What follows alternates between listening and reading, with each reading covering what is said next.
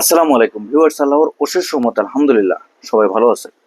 দেখেন, আজকে এই ভিডিওর মধ্যে কিছু তথ্য আপনাদের সাথে শেয়ার করব। অনেকেই আছেন যে আমরা বাংলাদেশ থেকে রোমানিয়ার জন্য জমা দিয়েছি। 2026 সালে নতুন বছরে আসলে চিন্তা করতেছি যে এই যে দেশটির জন্য আমি জমা দিয়েছি বা আমরা যারা জমা দেওয়ার জন্য চেষ্টা করতেছি, মানে চিন্তা ভাবনা করতেছি যে আমি জমা দেব, তাদের ক্ষেত্রে আসলে 2026 সালটা কি ধরনের হতে যাচ্ছে। দেখেন, এর ভিতরে ইন্ডিয়ার যে এম্বাসি আছে সেখান থেকে কিন্তু ভালো একটি সুসংবাদ এসেছে, যা কিনা দীর্ঘদিন যাবত আমরা চেয়েছিলাম এই ধরনের কোনো সুসংবাদ যেন হয় বাংলাদেশিদের জন্য। বিশেষ করে বর্তমানে এই যে রোমানিয়া ভিসা পাওয়ার ক্ষেত্রে যে একটা অস্থিরতা বা আমাদের ভিতরে যে একটা হতাশা, বিশেষ করে অ্যাপয়েন্টমেন্ট কেন্দ্র করে, সাথে সাথে আপনার ইন্ডিয়া ভিসাকে কেন্দ্র করে প্রত্যেকটা জায়গায় বিশাল বড় একটি সমস্যা রয়েছে। তো এই সমস্যাগুলোর কারণে অনেকের ফাইল কিন্তু সঠিক সময়ে সঠিক মাধ্যম বা সঠিক টাইম অনুযায়ী কিন্তু আমরা সঠিক দিন তারিখ ক্ষণ নির্ধারণ করে আমরা সেখানে গিয়েও কিন্তু পৌঁছে অনেকে কিন্তু সময় মতো আমরা অ্যাপয়েন্টমেন্ট দিতে পারি না বা অ্যাপয়েন্টমেন্টে আমরা অনুযায়ী আমরা সেখানে ভিসা অ্যাপ্লিকেশন সাবমিশন করতে পারি না। এই যে বিষয়গুলা, এই যে কষ্ট বা একটা ভিসা অ্যাপয়েন্টমেন্ট পাওয়া, আপনি ইন্ডিয়ার ভিসা পেলেন, সেখানে গিয়ে আপনি এই ধরনের হতাশা বা আপনি এই ধরনের দুর্দশার মাঝে আপনি পড়ে গেলেন, আপনি এইভাবে ক্ষতিগ্রস্ত হলেন, তাহলে তো এটা হলো না। মূলত এই যে ইন্ডিয়ার যে ভিসা প্রসেসিং গুলা বা ভিসা প্রসেসিং সিস্টেমটা এতদিন পর্যন্ত ছিল, সেটা কিন্তু আমাদের জন্য খুব খারাপ অবস্থা একটা ছিল, যার কারণে অনেক এজেন্সি, অনেক প্রতিষ্ঠান এই রোমানিয়া দেশটির জন্য একবারে টোটালি প্রসেসিং করা বন্ধ করে দিয়েছে।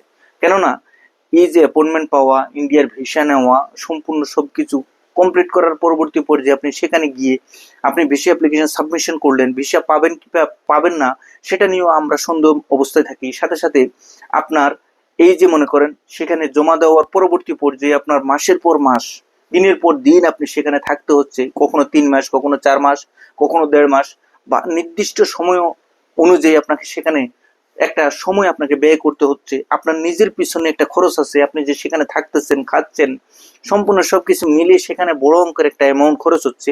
তো এই আনুষঙ্গিক সর্বোপরি বিষয়গুলো মিলে কোনো প্রতিষ্ঠান বা কোনো এজেন্সি কোনো একজন ক্লায়েন্টের বা কোনো একজন কর্মী নিয়ে যাওয়ার ক্ষেত্রে যে প্রসেসিং সিস্টেমটা, সেটা অনেকেই করতে চায় না, কারণ এটা বিশাল বড় একটা ঝামেলার সৃষ্টি হয়ে আছে।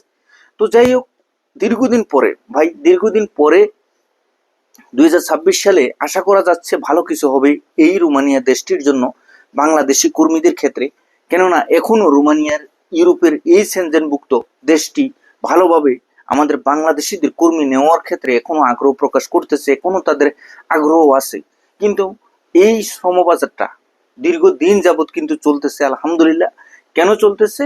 2022 সাল, 23 সাল, 24, 25 শেষ পর্যায়ে 26 আসতেছে, এখনো চলমান আছে, হচ্ছে। ভিসার রেশিওটা এখনো ভালো আছে যদি আপনার সম্পূর্ণ সবকিছু ঠিক থাকে।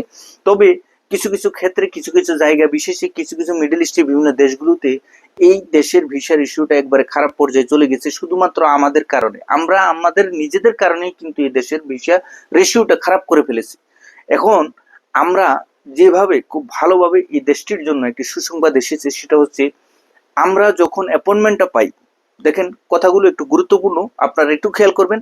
আমরা যখন বাংলাদেশ থেকে রোমানিয়া ভিসার জন্য আবেদন করি, এক পর্যায়ে আমরা সে দেশের পারমিট আসে, আমাদের বাংলাদেশ থেকে পুলিশ ক্লিয়ারেন্স থেকে শুরু করে সম্পূর্ণ ডকুমেন্টসগুলো আমরা সাজিয়ে গুছিয়ে অ্যাপয়েন্টমেন্টের জন্য ফাইল সাবমিশন করার জন্য আমরা অ্যাপয়েন্টমেন্ট নিতে চাই, এবং সেটা অনলাইনে নেওয়া হয়। একটা তারিখ বা নির্দিষ্ট একটা সময় আমাদেরকে দেওয়া হয়, নির্দিষ্ট তারিখে আমরা সেখানে পৌঁছার জন্য আমাদের নির্দিষ্ট দিন তারিখ ঠিক করে দেওয়া হয় অ্যাপয়েন্টমেন্টের মধ্যে। সেই অনুযায়ী আমরা কিন্তু ইন্ডিয়ার ভিসা করা লাগে। ইন্ডিয়ার ভিসাটা করার পরবর্তী পর্যায়ে যখন আমরা অ্যাপয়েন্টমেন্ট নিয়ে নেওয়ার জন্য সেখানে, মানে আমাদের যে ডেটটা দেওয়া হয় সেই অনুযায়ী আমরা সেখানে যাই, এক পর্যায়ে আমরা কিন্তু অনেকদিন থাকা লাগতো, কিন্তু এখন আর আপনাকে থাকা লাগবে না। আপনার অ্যাপয়েন্টমেন্টের ডেট অনুযায়ী আপনি সেখানে যাবেন, আপনি ফাইল সাবমিশন করবেন, আপনাকে পাসপোর্ট দিয়ে দেওয়া হবে, আপনাকে পাসপোর্টটা দিয়ে দেওয়া হবে। পাসপোর্টটা আপনাকে দিয়ে দেওয়ার পরে আপনি বাংলাদেশে চলে আসবেন কোনো ধরনের ঝামেলা ছাড়া। আপনার অ্যাপয়েন্টমেন্ট ঠিক আছে, আপনার ইন্ডিয়ার ভিসাও ঠিক আছে, আপনার দিন তারিখ ঠিক অনুযায়ী আপনি সেখানে গেলেন, পৌঁছলেন, সম্পূর্ণ সবকিছু আপনি বুঝে শুনে জমা দিলেন। এক পর্যায়ে আপনি সেখান থেকে আপনার সম্পূর্ণ সব কাজ সমাধান করে আপনার পাসপোর্ট আপনাকে ফেরত দেওয়া হবে, আপনি বাংলাদেশে চলে আসবেন। বাংলাদেশে চলে আসার পরে আপনার ভিসা যে ডিসিশনটা, ভিসার যে সিদ্ধান্তটা সেটার জন্য আপনাকে যে মেইলটা দেওয়া হবে, মেইলটা পাওয়ার পরবর্তী পর্যায়ে আপনার যদি ভিসা হয়ে থাকে আলহামদুলিল্লাহ, আপনার এজেন্টকে এম্বাসির তরফ থেকে মেইল দেওয়া হবে। মেইল দিয়ে জানানো হবে যে আপনার এই ভিসা, এই পাসপোর্ট, এই নাম, ভিসা অ্যাপ্রুভ হয়েছে। আপনার পাসপোর্ট পাঠানোর জন্য পাসপোর্ট অথরাইজ করে এজেন্ট ইন্ডিয়ার এম্বাসিতে পাঠাবে। ইন্ডিয়া হতে অথরাইজ মাধ্যমে আপনার ভিসা, পাসপোর্টে স্টিকার ভিসাটা লেগে বাংলাদেশে চলে আসবে। আর শুধুমাত্র একবারই আপনাকে যেতে হবে সেখানে সশরীরে আপনার ভিসা অ্যাপ্লিকেশনটা সাবমিশন করার জন্য, এবং সেখানে গিয়ে যেদিন যাবেন আপনি ফাইল সাবমিশন করে আপনি চলে আসবেন। দিনের পর দিন, মাসের পর মাস সেখানে গিয়ে যে আমাদের সময় নষ্ট, সেটার আর প্রয়োজন নেই।